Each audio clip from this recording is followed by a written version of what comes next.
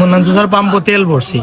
তেল ভরার পরে আমি মানে ফুকেটো হারাইছি, হারানি পরে বাড়িতে গেছি। যাওয়ার পথে অন্য খাগড়দির তলে একটা অ্যাক্সিডেন্ট হয়েছে। নামছি, নামার পরে আমি কোনো কত বিলু পাইয়া দেখছি। দেখার পরে আমি বাড়িতে গেছি, গিয়া দেখি আমার মানি ব্যাগ নাই। মানে গাড়ির কাগজ আছিল আর ডলার আছিল $300, টেকা আছিল আর প্রায় 17,000 লেখা। তখন গাড়িত সেজন ফাইন আমার মানি ব্যাগটা দিতে হয় 01757923169। মন্নান চাচার পাম্পটা গেলে খাগড় দিয়ে বাড়ি শেওলা পর্যন্ত ও দোকানের ভিতরে। আমার বাইক না শেওলার হাফিজ কবিরা সেইবার বিয়ানীবাজার ক্যান্টনমেন্ট মসজিদও তারাবির নামাজ পড়াইছে। তো অত্যন্ত সহজ সরল এবং সাদা মনের একজন মানুষ গতকাল বিয়ানীবাজার থেকে যাওয়ার পথে তার মানি ব্যাগটা হারিয়ে গেছে। মানি ব্যাগটা হারাইছে তার ধারণা সে মান্নান মিয়ার তেল পাম্প থাকি শেওলা বাজার আইছে ও এরিয়াটার ভিতরে। সবার প্রতি আমি একটা অনুরোধ জানাই, আপনারা অবশ্যই তার কথাগুলা শুনছেন, তার ভিতরের যে আবেগটা কাজ করে কতটুকু এটা আপনারা বুঝতে পারছেন।